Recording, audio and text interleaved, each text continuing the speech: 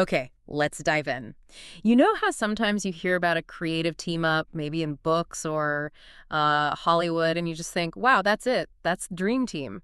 Yeah, totally. Well, that's pretty much the vibe around the novel we're looking at today, Gone Before Goodbye. It really is a powerhouse collision, isn't it? You've got Reese Witherspoon, Oscar winner, producer, Hello Sunshine founder, teaming up with Harlan Coben. I mean, the #1 international bestseller, the master of suspense. Exactly. And we've got your sources here, reviews, bits from the book, plot summaries. Right. So our mission, basically, is to give you the quick version, the essential download on this huge collaboration. We want to break down the plot, look at the big themes, and really get into what people are saying about this mix of Hollywood insight and, classic Coben thriller writing. Because that combination, it sets expectations high, doesn't it? Yeah. You expect something really dynamic. You really do. Like Now- fireworks. And what jumps out from the sources is that this isn't just like a gimmick.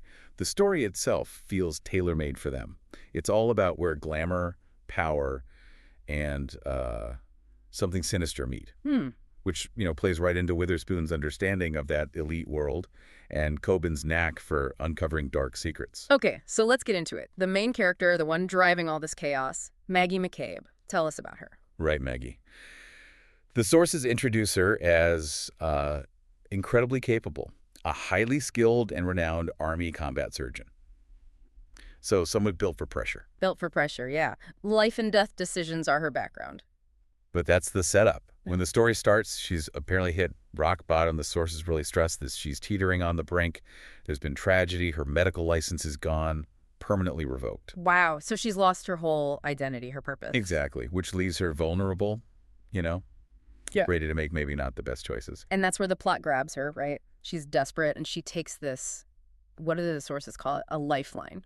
Yeah, dangerous one, though. It's this secret, high-stakes job, no real questions asked. It comes through an old colleague who's now like an elite plastic surgeon for the super wealthy. Okay. And the job is basically to provide unconventional medical assistance. That's the phrase used for this incredibly mysterious, powerful, anonymous guy. Unconventional medical assistance. That sounds intentionally vague. Oh, absolutely. And that job immediately pulls her into this sort of gilded cage atmosphere that runs through the book. It's not just a house call. Right. She gets flown across the globe, dropped into these places defined by extreme luxury, cutting-edge tech. She's suddenly inside the exclusive world of the global uber elite. And the sources mention specific places. Gives it that visual tension. Yeah, they do. There's talk about the hedonistic backdrop of Dubai. Then suddenly she's on a private jet heading to Russia, maybe dealing with a Russian oligarch. It definitely sets up this a big international intrigue stage. So Maggie, the disgraced surgeon, is suddenly rubbing shoulders with, like, the world's biggest power players. It's that stark contrast, isn't it? She's got her skills, her baggage, nothing else really, and she's surrounded by people with just unbelievable wealth and power who seem to operate completely outside normal rules. One review mentioned this specifically, how it lets the authors tap into our, fascination with the super rich, their secrets, maybe their screw-ups. But wait a second. Maggie's background is army surgeon, ethical, highly trained, taking a sketchy job for maybe a Russian oligarch. Doesn't that feel like a huge leap? Does the book sort of grapple with that, or is it just waved away by her desperation? That's a really good question. And the sources suggest, that ambiguity is actually pretty central. She is desperate, but maybe more for purpose, for using her skills again, than just the money. Okay. And, Coben and Witherspoon, they love putting characters in impossible spots. So the novel seems to explore that internal conflict. She is to use her skills, but the job is murky, ethically compromised. Her identity as a healer versus, well, whatever this new role demands. Right, that makes the eventual chaos feel more earned, I suppose. So what actually ignites everything? What's the trigger? It's the inciting incident. The patient she's looking after just vanishes, completely disappears while supposedly under her care. Gone without a trace. Ah, okay. The classic Coben hook. Totally. The person you thought you understood is gone, and bam, you're the #1 suspect. Maggie the surgeon instantly becomes Maggie the fugitive. And the description is stark. Yeah, it basically says if she doesn't figure out where he went, she's next. She's gone too. So the stakes are immediate. Life or death. Absolutely. And the search for him apparently unravels this huge, complex web. Sources say her hunt for the truth exposes a massive global conspiracy. But it's not just global politics, right? It connects back to her past. Exactly. That's key. Yeah. The sources mention it links directly to the secrets of her deceased husband and their missing friend. So it's deeply personal for Maggie, too. It's not just a job gone wrong. It's her whole life catching up with her. Okay, so let's talk themes. This conspiracy, it's described with a specific phrase, right? It's something about medicine. Yeah, international machinations of the sinister medical variety. That's the quote that really stands out. Sinister medical variety. That sounds chilling. What does that actually mean in the context of the book? Well, digging into the sources, it seems the book tackles some really big, kind of scary questions about social engineering through medical breakthroughs, specifically organ regeneration. Organ regeneration, like growing new organs. Apparently so. Mm. And the idea is that the super wealthy, this uber elite, are using these advances not just for health, but maybe for perfection, or even a kind of immortality. And they're keeping it secret, using it to cement their power.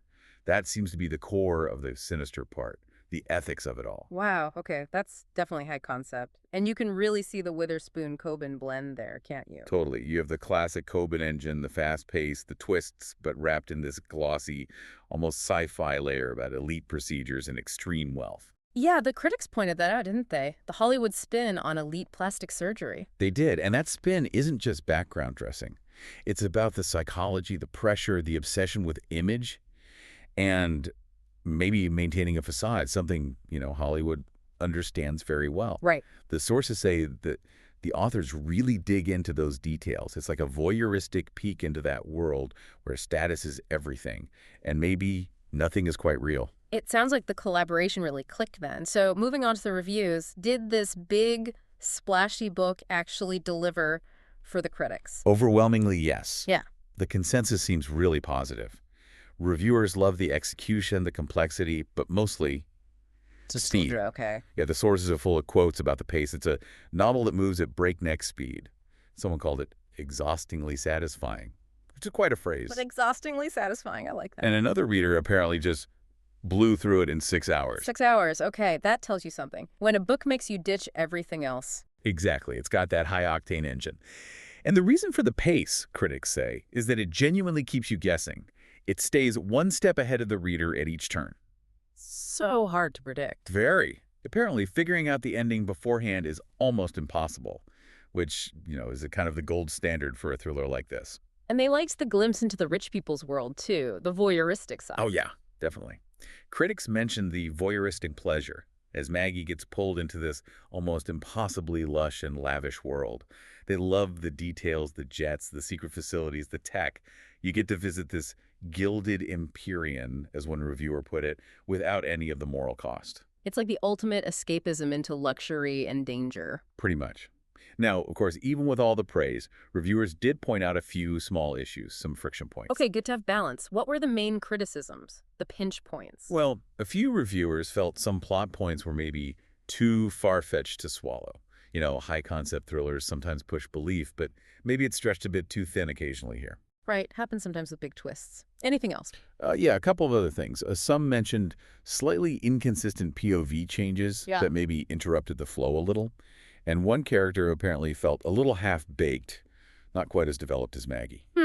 Underdeveloped characters can be frustrating. And finally, just a few mentions of minor, murky details that still felt unclear right at the very end. But these sound like, specific execution quibbles rather than huge problems with the whole thing. So the overall takeaway is still strong. Definitely. The bottom line from the sources is that despite those minor bumps, the writing is seen as crisp, clean, and detailed. And crucially, it has a satisfying ending. It's being called a spectacular debut for Witherspoon and a hallmark of Coben's best work. That's high praise for a first-time novelist collaborating with a giant like Coben. It really is. So just to synthesize this deep dive for you listening, you've got this high-stakes, high-concept story. Disgraced but brilliant surgeon Maggie McCabe gets sucked into the secret world of the global elite. The core theme is super interesting. It's about the ethics of advanced medicine, like organ regeneration, being used maybe selfishly by the ultra-rich. Social engineering almost? Kind of, yeah. And we've got confirmation. The book moves at an absolutely breakneck speed. Prepare for a binge read. That's the essential info right there. Okay, before we sign off, let's leave you with a final thought, something to chew on based on all this. Yeah, so this book, Gone Before Goodbye, it's really focused on the global 1%, right? Their Mm. secrets, their power, their ethical, well, failings, this uber elite. Hmm. And you see these themes: extreme wealth, shady medical stuff, cosmetic procedures, the dark side of luxury popping up a lot lately in thrillers and fiction. So the question maybe is, what does that tell us about right now culturally? Okay. Why are we so fascinated with stories that expose or maybe even tear down this gilded empyrean, this high-concept fiction about the failures of the impossibly rich? Why is that such a dominant and maybe satisfying theme for us right now? That's a great question. Definitely something to think about. What does our fascination with watching the elite fall, even fictionally, say about us? Exactly. Food for thought. Well, that was a fascinating deep dive into what sounds like a really wild ride. That's all we have time for today. Thanks for joining us. We'll catch you on the next one.